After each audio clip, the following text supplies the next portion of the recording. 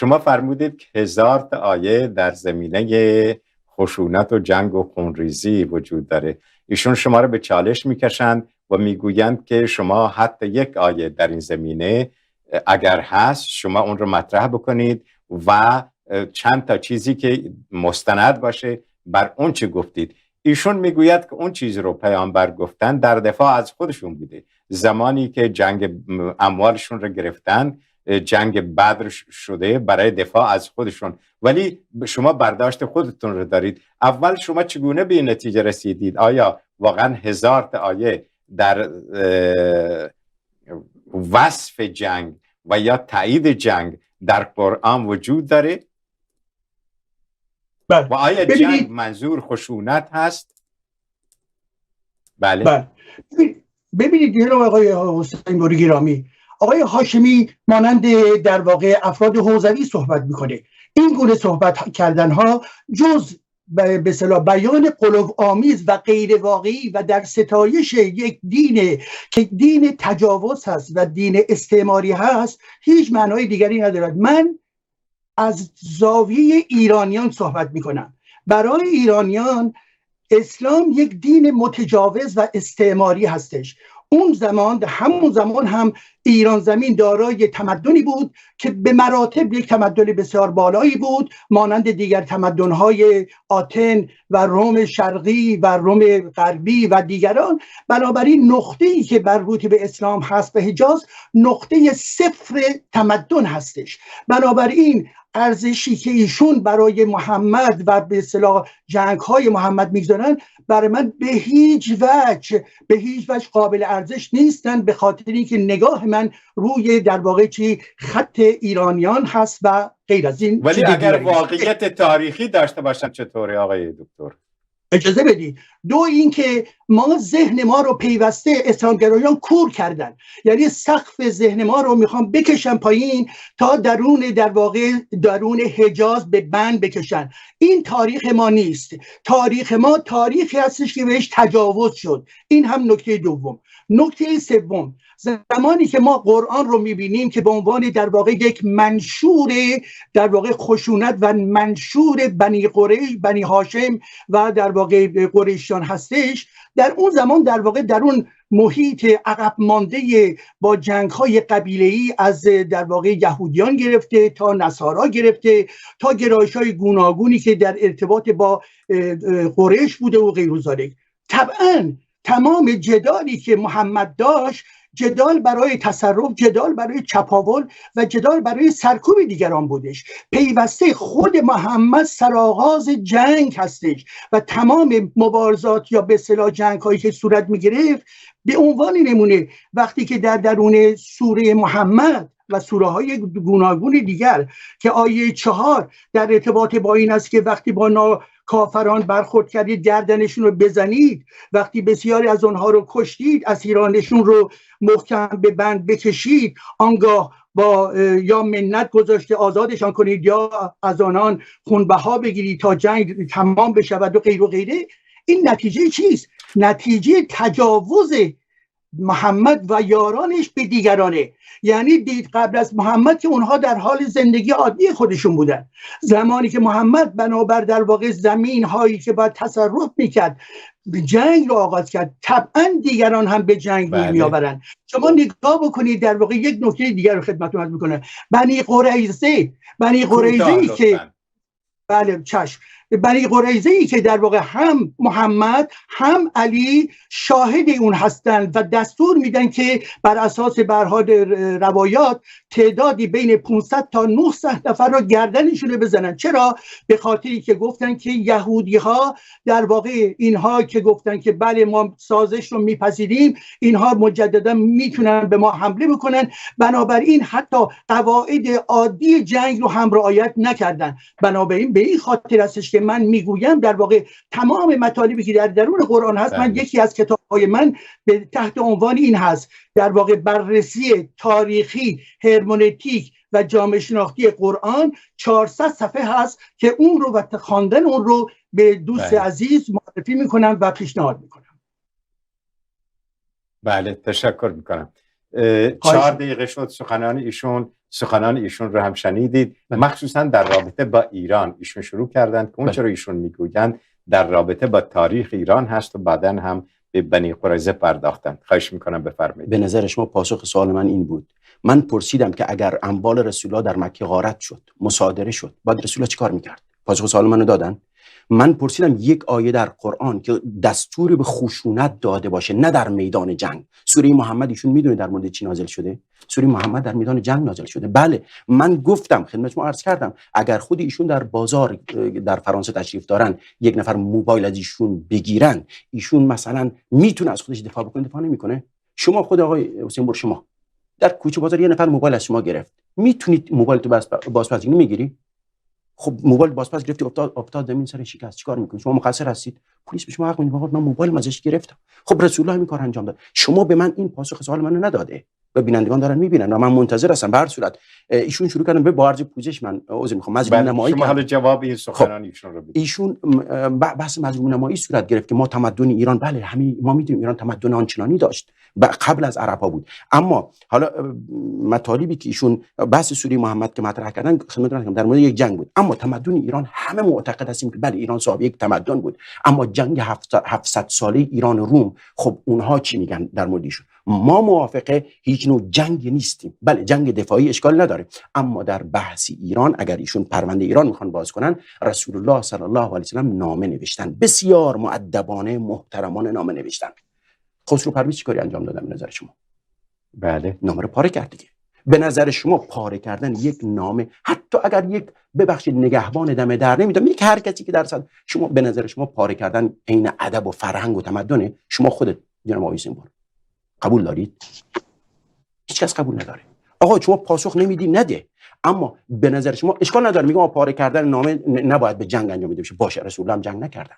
بعد از اون خسرو پرویز نامه‌رسان در بعضی روایات اومده که دستگیر کردن. بعد از اون 2 نفر فرستادن که بره رسول الله صلی الله علیه و سلم رو از مدینه بگیره ترورش کنن، به قتل برسونن. یمن که سرزمین عرب ها بود، خب هر صورت ما طرفدار این نیستیم، ولی میخوام بگیم که این اتفاق رخ داده بود.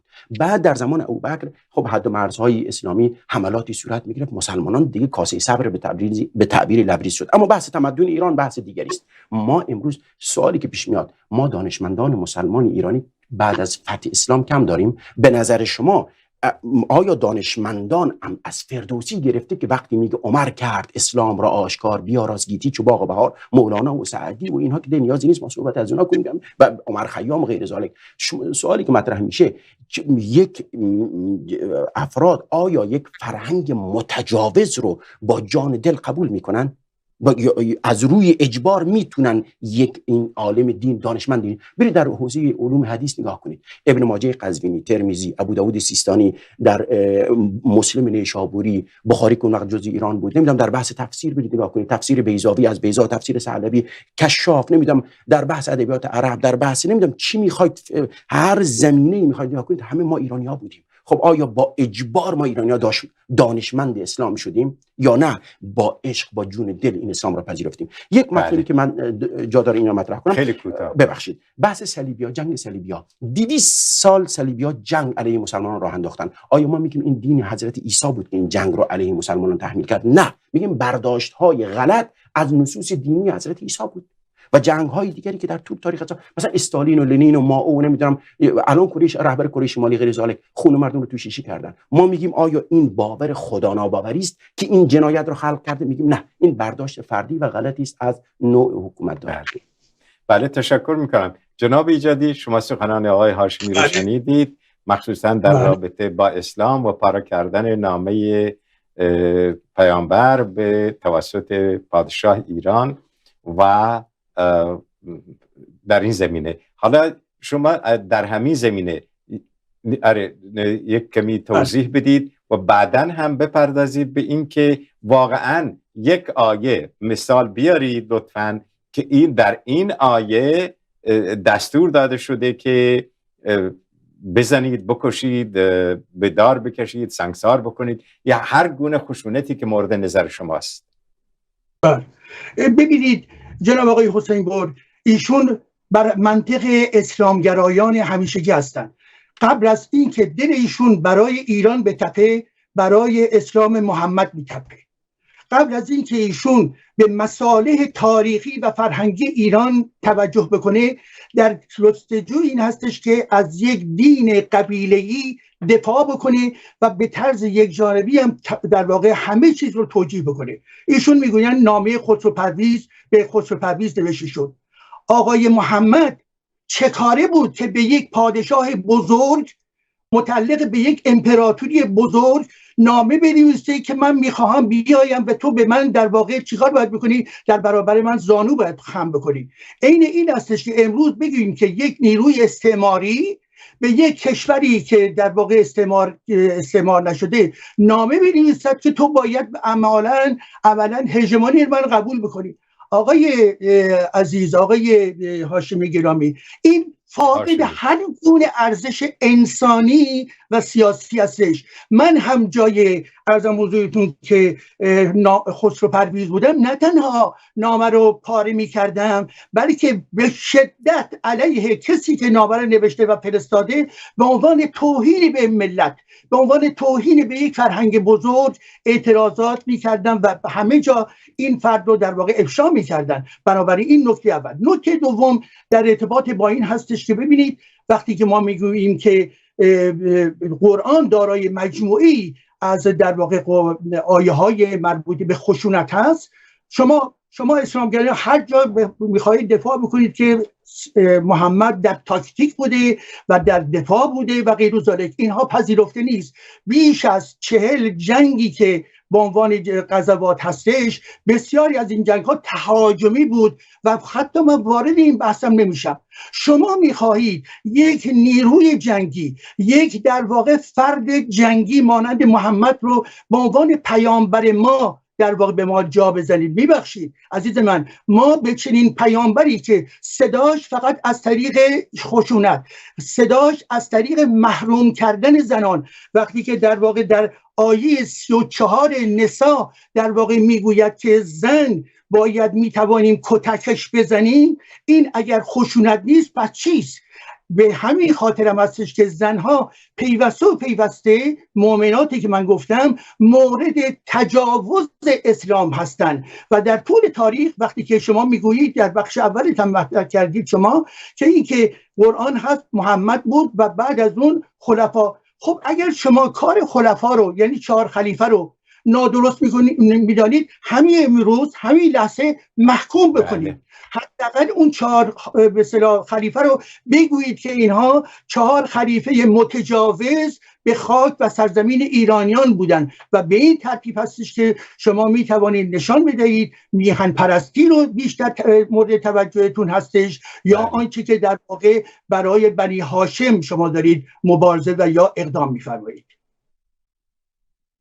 بله، تشکر میکنم.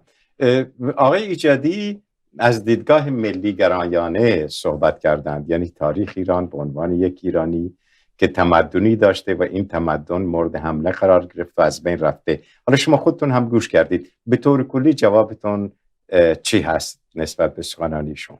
بله، دو مبحث کاملا جداگانه است. بله، بحث وطن و ملیت که پیش میاد، ما با قدرت تمام ایرانی هستیم و اگر تجاوزی به سرزمین ایران ما صورت بگیره 100% ما سینه خود را سپر خواهیم کرد، جان خود را فدا خواهیم کرد. اما دین قطعا نه اینکه سرزمین، من پدر و مادر خودم را فدای دین خواهم کرد چون باور من بر اساس دینه و این بحث مطلبی که ایشون مطرح کرد. اما ببینید جناب آقای حسین بار، من متاسفم که یک صحبت رو از شخصی محقق در واقع به زعم خودشون به این صورت میشنوم که میگه دیدگاه متحجرانه که من 100% نامه رو پاره میکردم.